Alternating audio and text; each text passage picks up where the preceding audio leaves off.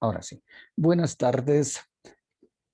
Iniciamos entonces nuestro tema número 7 en su segunda parte, que son consideraciones relacionadas a la política del turismo.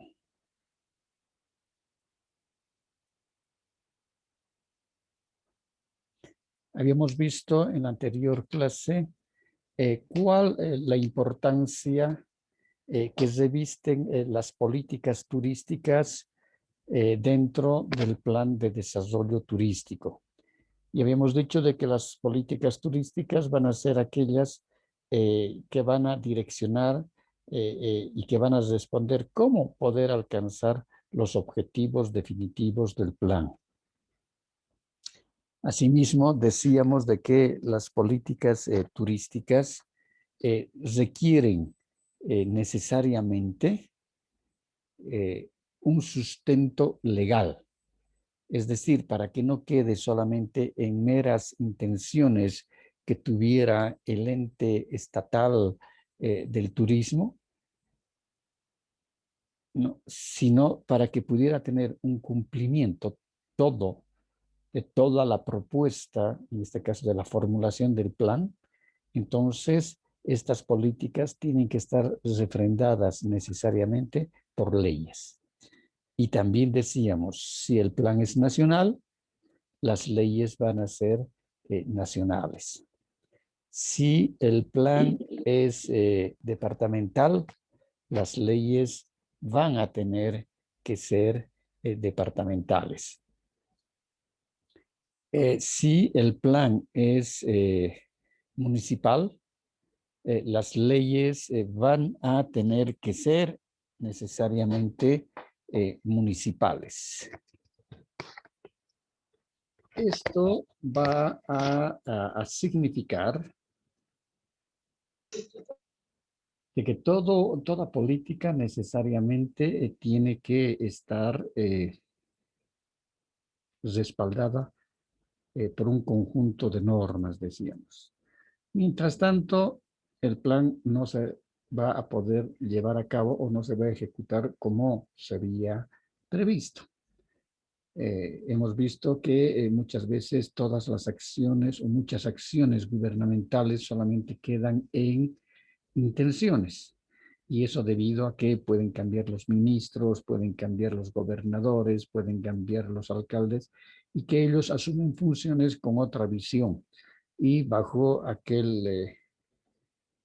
dicho que siempre nos ha caracterizado a los bolivianos, que es eh, todo lo que ha hecho el anterior no sirve. Ahora lo que nosotros vamos a hacer sirve. Es decir, borrón y cuenta nueva, ¿no? Siempre ha ocurrido eso en el país, entonces, lógicamente que bajo esas características, sí, esa es la idiosincrasia que nosotros tenemos en nuestro país, entonces con mayor énfasis tenemos que hacer de que la elaboración de los planes y para que su ejecución sea eh, efectivizada, ¿no? Necesariamente tenemos que buscar el respaldo, como nos dice la teoría, de que estas políticas tienen que estar amparadas en normas legales. Eh, Repetimos lo que dijimos en la anterior clase, la ley no se discute, la ley se cumple. La ley es imperoatributiva, impone deberes y concede facultades. Entonces, es fundamental de que este conjunto de normas, ¿ya? Van a respaldar, lógicamente, lo que establecen los planes, ¿no? Y, lógicamente, lo que establece y lo que se determinan y se formulan las políticas estatales.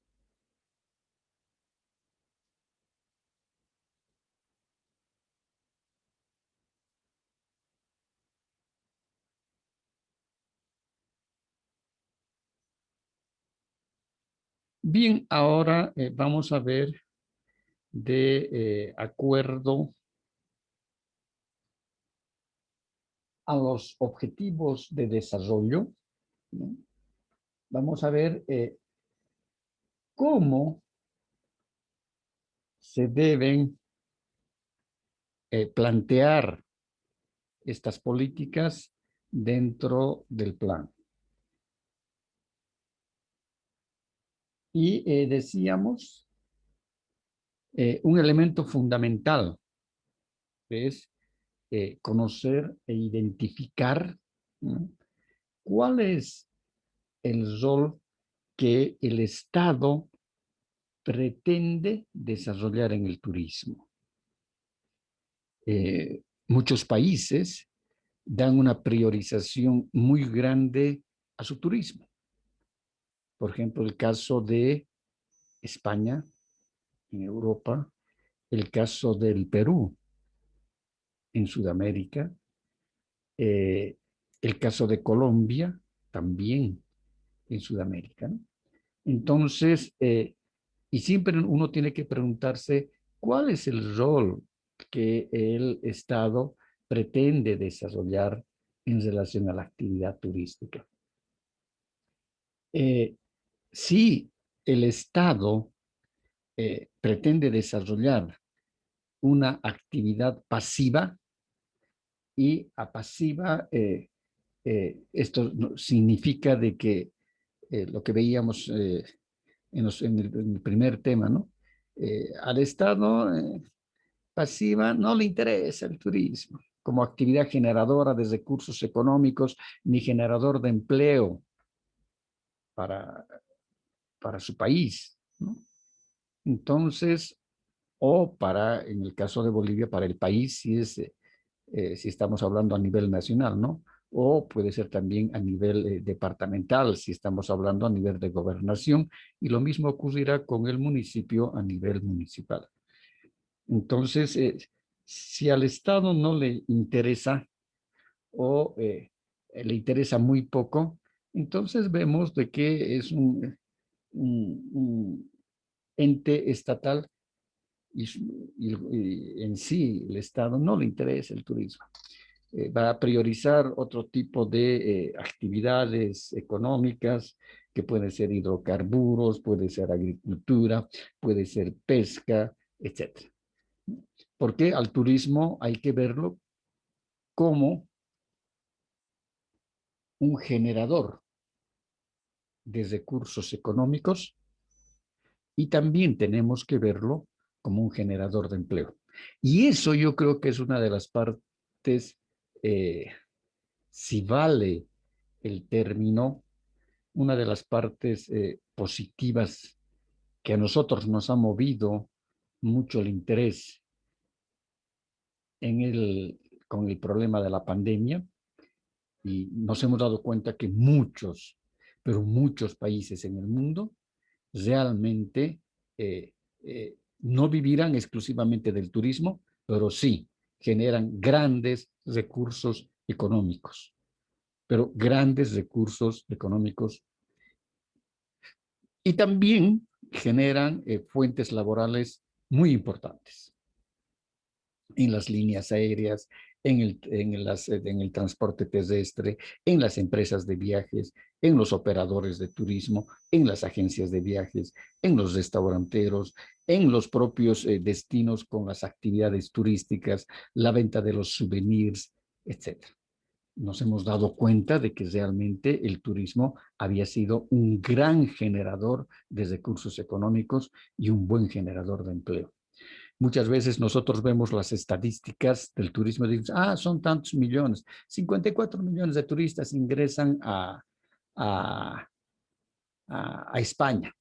A México ingresan 42 millones de turistas extranjeros. Sí, dicen las cifras, dicen las estadísticas, pero en la realidad de los hechos había sabido mover la economía de los países. El turismo había sabido mover la economía de los países y no solamente son aquellos preceptos que la teoría nos dice, sino que habían sido verdades. ¿no? Habían sido verdades. Por eso es fundamental conocer y lógicamente que en el diagnóstico se va a establecer eh, cuál es el rol que cumple el Estado en el turismo. Si es un rol pasivo, ¿no? No le importa el turismo, prioriza otras actividades. Si es un Estado eminentemente activo, es decir, que prioriza la actividad turística, está entre sus primeras prioridades la actividad turística, o en un tercer escenario, ni es activo ni incentiva. Es decir, ¿no? En ese caso vemos marcados tres escenarios fundamentales. En este primero que estoy marcando con el cuadradito rojo, entonces este es el pasivo. En el segundo tenemos el activo, es decir, es un estado que realmente prioriza la actividad turística. Y en un tercer escenario, ni activo ni pasivo. Entonces, tenemos tres escenarios. Y en el diagnóstico nosotros vamos a establecer, es decir, en cuál de esos roles se encuentra el Estado, se encuentra el departamento, si el plan es departamental, y si es municipal lo mismo.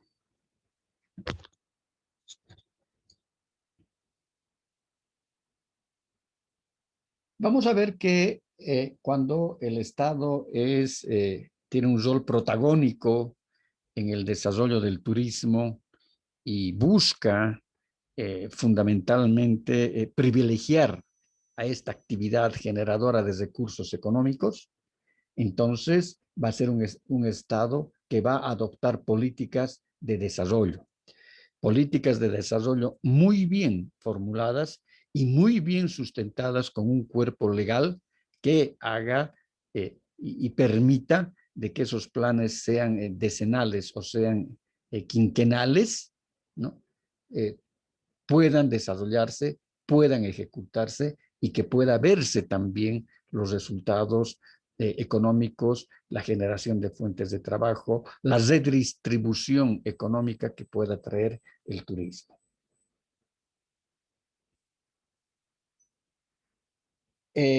Si va a ser un estado activo, entonces como estado activo, lo que decíamos, un elemento fundamental, va a, dentro de sus políticas, va a crear incentivos económicos, es decir, a todos aquellos sectores o empresas o inversionistas del sector privado que quieran invertir en la actividad turística en el país o en el departamento o en el municipio, ¿no? Entonces se pueden dar incentivos económicos. Por ejemplo, si en el trópico de Cochabamba deciden que quieren impulsar el desarrollo turístico y realmente trabajar para que el turismo sea un beneficiador de recursos económicos y en este caso el Estado quiere ser un Estado activo, entonces perfectamente puedes, dentro de esas políticas, puede formular una ley, ¿no?, de incentivo a la inversión y decir a todos aquellos inversionistas que quieran invertir en infraestructura turística, el Estado les va a regalar o les va a dar en calidad de donación los terrenos, que en este momento son terrenos estatales, o serán terrenos municipales. Entonces, quien quiera hacer una inversión, el Estado le va a regalar el terreno. Entonces, hay un hotelero dirá, sí, yo quiero, un inversionista. Ya, le vamos a regalar 20 hectáreas, pero usted tiene que invertir por lo menos $1 millón en infraestructura turística. maravilla.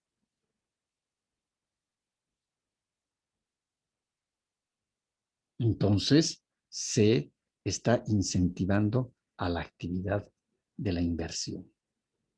Otro elemento, por ejemplo, para incentivar a la inversión puede ser bajarle las tasas de impuestos. El ISU, por ejemplo, el impuesto sobre las utilidades.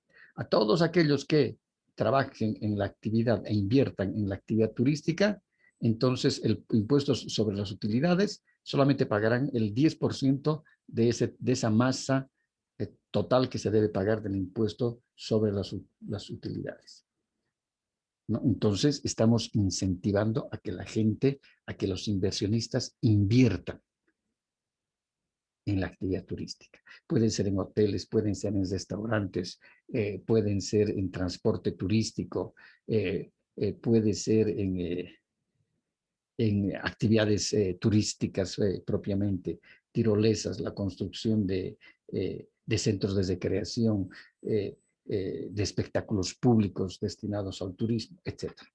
Es decir, cualquiera que fuesen las actividades y que están destinadas al turismo, entonces, perfectamente, en este caso, si el Estado es un Estado activo, va a tener que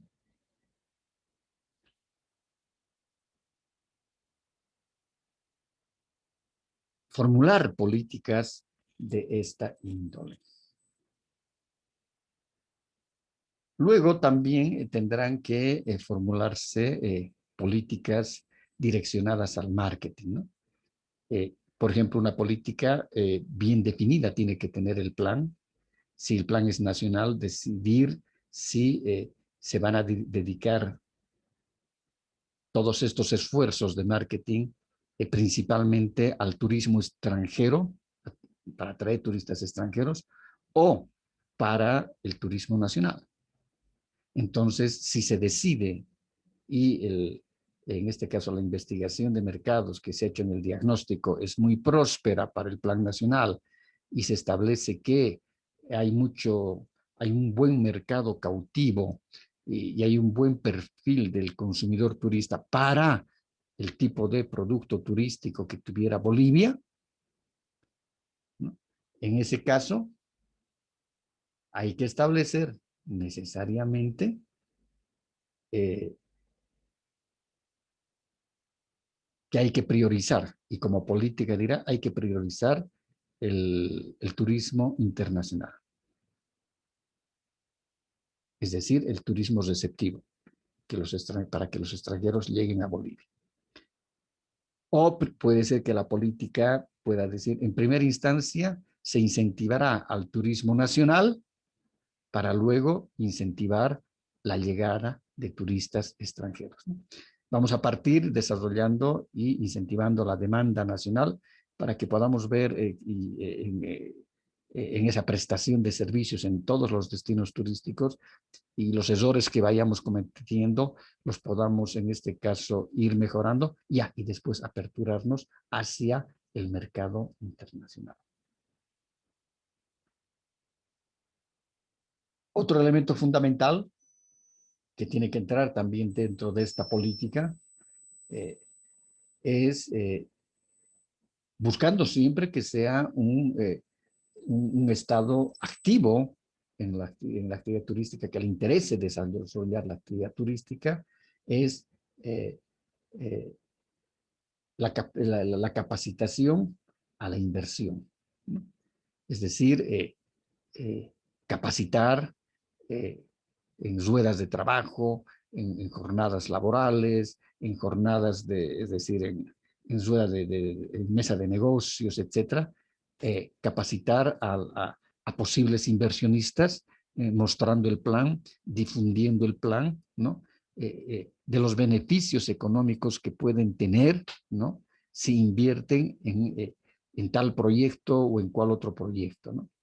Entonces, es fundamental capacitar a los posibles inversionistas sobre los negocios que se pueden desarrollar, toda vez que se tiene un plan muy bien elaborado con una investigación de mercados muy seria que está asegurando de que va a ingresar un número de turistas determinado que van a hacer uso de las instalaciones que se construirán a futuro. Otro elemento fundamental, el tráfico aéreo, ¿no? Si la política va a estar direccionada hacia el turismo internacional, es decir, de que el país priorice la actividad turística hacia los mercados internacionales, entonces se necesita de un tráfico aéreo muy fluido, se necesita de terminales aéreas que sean realmente óptimas, ¿no? Estas terminales aéreas con todo su equipamiento, ¿no? Porque se piensa y se está buscando que sean por lo menos, pongamos unos 2, 3 millones de turistas extranjeros que año puedan ingresar al país, ¿no? Entonces necesitamos rutas aéreas y ese tráfico aéreo, inclusive para garantizar a los grandes tour operadores de poder traer y de que puedan ellos vender el destino turístico y la marca del país. Otro elemento fundamental es la infraestructura, es decir, se requiere de una buena infraestructura básica, buenos caminos. No es posible de que el camino se rompa, se deteriore y que estén 2 días parados los buses turísticos esperando que el camino se mejore o que haya un bloqueo por 2 días y que los turistas estén parados sin comer, sin nada. No. Entonces, ese tipo de acciones o de fallas, en este caso, si son ocasionadas por factores climatológicos, mucha lluvia, el camino lo rompió, o los paros, que son problemas sociales, son los peores enemigos del turismo. Porque los turistas no pueden estar parados ahí por horas de horas de horas sin hacer nada. Ellos tienen un viaje bajo itinerario. Entonces saben a qué hora tienen que llegar, qué van a hacer, a qué hora van a salir, a qué hora tienen que tomar su conexión aérea, pierden la conexión aérea. No. Entonces, esos son los peores, pero los peores enemigos que puedan existir, en este caso, son eh, eh, los problemas sociales y, lógicamente, la mala infraestructura caminera, la mala infraestructura básica, ¿no? El agua tiene que ser potable, 100% potable, tiene que ser un agua garantizada para los turistas, porque al estarse bañando puede haber tomado el agua y si no es un agua potabilizada, con seguridad que les va a dar una infección intestinal, ¿no? Entonces son problemas para los turistas y son problemas para los operadores, para las empresas operadoras. Entonces, toda la infraestructura básica y la infraestructura turística, los hoteles, los restaurantes, etcétera, tienen que ser de óptima calidad. Y estos tienen que estar, lógicamente, respaldados por una política, ¿no?, de esa índole para asegurar esos grupos que van a venir y ese número de turistas que se estima que van a ingresar a los atractivos turísticos. Lo que decíamos hace un rato, hay que definir que dentro de la política turística la amplitud del turismo, ¿no? Es decir, si va a ser un turismo receptivo, y cuando nos referimos a turismo receptivo, nos estamos refiriendo a un turismo que va a recibir a turistas extranjeros o se va a dedicar al turismo nacional.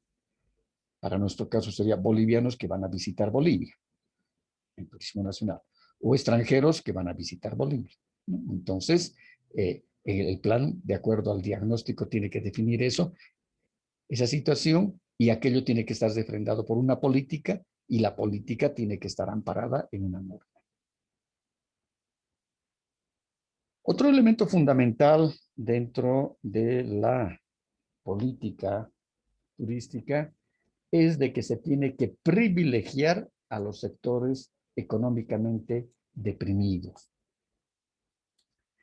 Es decir, los destinos turísticos tienen que tener, sí, atractivos culturales, naturales, muy buenos, que sean sorprendentes para el turista, porque el turista no se va, un turista extranjero no se va a desplazar, decíamos, 5.000 kilómetros en vuelos aéreos internacionales o transcontinentales para ver un atractivo turístico que lo puede ver a 500 kilómetros de su residencia habitual. Entonces, si existen ese sector de ese tipo de atractivos turísticos muy interesantes, ¿no? En lo posible hay que buscar y identificar en el diagnóstico las características que tienen las poblaciones locales y siempre beneficiar con un destino, con la creación de un destino turístico, ¿no? Aquellas poblaciones que se encuentran eh, mucho más deprimidas económicamente, en desbeneficio, porque pueden ser comunidades campesinas que producen muy poca, su producción agrícola es muy poca, etcétera, pero tiene muy buenos atractivos turísticos. Entonces, si hay otro municipio para un plan departamental o un plan nacional, donde la producción agrícola es próspera, es muy buena, tiene también atractivos turísticos interesantes, entonces tenemos que priorizar aquellas poblaciones que están en una economía deprimida. La infraestructura que se vaya a crear, es decir, tiene que ser también para la población, para las poblaciones locales, ¿no? Serán sí para los turistas, para la actividad turística, pero la población local también tiene que tener acceso a esa infraestructura. Luz, agua, alcantarillado, caminos, actividades turísticas y lo que decíamos en la anterior clase, ¿no? Si va a haber los precios diferenciados para turistas extranjeros y turistas nacionales para visitar una senda ecoturística, para visitar un museo, entonces el precio diferenciado, por ejemplo, en museos, tendrá que ser mínimo para los niños de primaria y para los jóvenes de secundaria. Precios bajos, porque ellos tienen que conocer sus museos, tienen que conocer sus raíces, tienen que conocer su cultura. Y un precio diferenciado para los turistas extranjeros. Luego tenemos la integración de la población local a las instalaciones. Es decir, no vamos a crear un servicio, un sistema de agua potable, alcantarillado, de luz eléctrica, exclusivamente para los centros turísticos, ¿no? O los destinos turísticos, sino que de ahí también se puede aprovechar y pueden aprovechar las poblaciones locales para hacer su tendido. O si ya existe hacia las poblaciones locales el tendido de luz, agua y alcantarillado, entonces extender un poco más hacia el atractivo turístico, pero tanto los lugareños como la actividad turística van a aprovechar esos servicios, ¿no? Esos servicios básicos. Y eso hace justamente de que los costos se abaraten, ¿no? Si para un centro turístico se va a requerir luz, agua y alcantarillado, imagínense cuánto va a costar una red de alcantarillado exclusivamente para un centro turístico. El tendido de energía eléctrica, el tendido de alcantarillado. Si podemos aprovechar de la población más cercana esos servicios que tiene. Entonces tienen que ser compartidos. El tipo de turismo en el diagnóstico se va a determinar y va a establecer si va a ser un tipo de naturaleza, destinos turísticos de naturaleza, van a ser cultural, va a ser de playa, etcétera. Dependiendo, hemos dicho, las características que tengan los recursos turísticos y también las características que tenga la demanda turística, ¿no? El perfil del consumidor turista. Luego, otro elemento fundamental que se deben considerar y que están y van a estar dentro de los objetivos y lógicamente dentro de la política turística para poder alcanzar esos objetivos, es la escala de los centros turísticos. Es decir, van a ser centros turísticos pequeños, van a ser centros turísticos medianos, van a ser centros turísticos grandes. Entonces, la magnitud de esos centros turísticos en su capacidad instalada, lógicamente que va a estar relacionada fundamentalmente con el diagnóstico, ¿no? El diagnóstico son las luces que a nosotros nos van a permitir formular el plan. Si en el diagnóstico se establece de que, y en la investigación de mercados que está dentro del diagnóstico, se establece de que los turistas quieren un turismo de naturaleza y hay una gran expectativa para visitar destinos turísticos de naturaleza y tenemos la seguridad de que es aquello, pues adelante. Hay que crear destinos turísticos medianos. Se puede empezar con pequeños y luego se pueden aumentar a medianos. Decíamos que también otra técnica y que tiene que estar dentro de los objetivos y lógicamente dentro de la formulación de la política va a ser el escalonamiento del desarrollo turístico. Este escalonamiento también va a ser una política turística, ¿no? Escalonamiento. En estos primeros 5 años se van a ejecutar tales proyectos, 5 proyectos. Los proyectos están elaborados y ahora hay que entregar a las empresas constructoras para que construyan, a las empresas ejecutoras para que ejecuten esos proyectos. Una vez que están ejecutados los proyectos con obras civiles, etcétera, bien. Ahora hay que empezar a ofertar los destinos turísticos y generalmente se ofertan un destino turístico cuando paralelamente se van haciendo las construcciones civiles. ¿Por qué el marketing turístico? Es decir, no da resultados en tiempos muy rápidos en la actividad turística, sino que tarda un poco. Se vayan las construcciones, pero ya vamos motivando nosotros a los posibles clientes, en este caso, a esa demanda real de turistas, si son nacionales o son internacionales. Las características ambientales y sociales van a ser también otro elemento, otra variable que van a determinar el tamaño del desarrollo, ¿no? Tal vez hacer destinos turísticos, en este caso,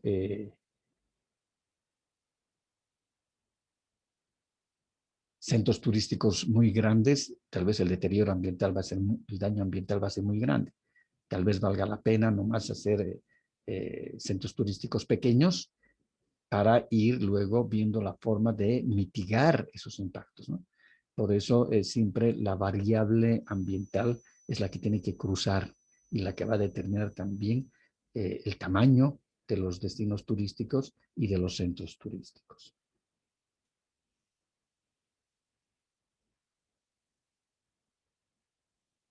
El tamaño del desarrollo va a estar, decíamos, determinado por los ecosistemas, ¿no? ¿Qué características tendrán esos ecosistemas? La fragilidad de esos ecosistemas, a mayor gente, tal vez mayor deterioro, ¿no? Y otro elemento fundamental, a la predisposición de la población local a dedicarse a la actividad turística. Si las poblaciones locales, y eso es en el caso de Bolivia, por ejemplo, la mayor parte de los atractivos turísticos se encuentran en el área rural. Si las poblaciones locales, poblaciones rurales locales donde se encuentran los atractivos turísticos, no quieren dedicarse a la actividad turística, hay que poner una X. No se hace nada. Nada de nada con en ese municipio o en ese sector o en esa comunidad. Nada. Nada de nada. Porque siempre se van a oponer. Y van a decir, claro, los caras han llegado aquí, han traído gringos, han hecho esto. No.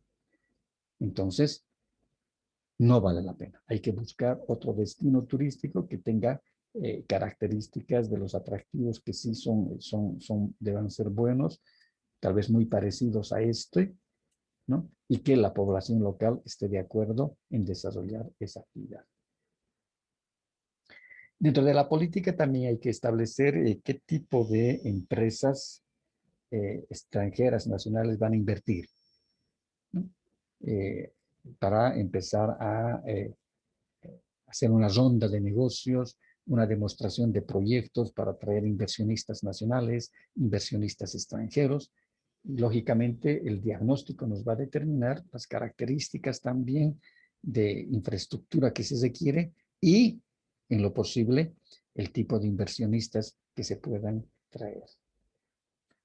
Serán extranjeros, serán nacionales, el porcentaje de las inversiones como política turística y como ley también. Esa política va a estar refrendada por una ley y se dirá cualquier empresa nacional que quiera invertir en la actividad turística podrán invertir con capital propio en un 60% y el 40% podrán ser capitales de empresas transnacionales, o podrá ser viceversa, hasta un 20% con capital propio y podrán traer inversión extranjera hasta con un 80%, ¿no?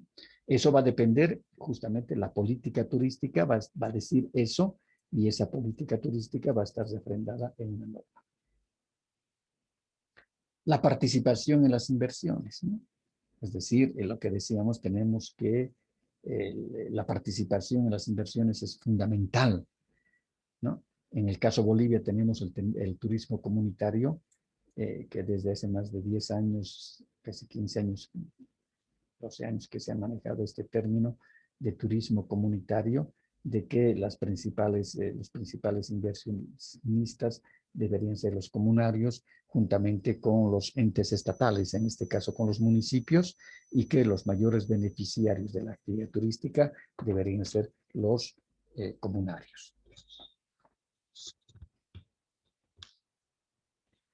Preguntas.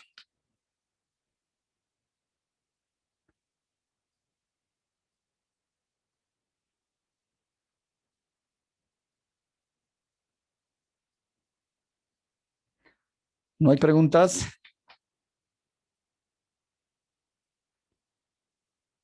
Lorena, ¿tiene preguntas?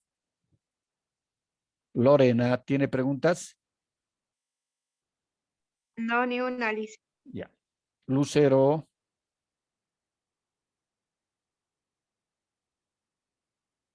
Lucero. No, Liz. Ya. Entonces quedamos ahí, por favor, no se olviden, ya les he pasado la tarea para el parcial. Son los mapas conceptuales, el tema 4, 5 y 6, ¿no ve?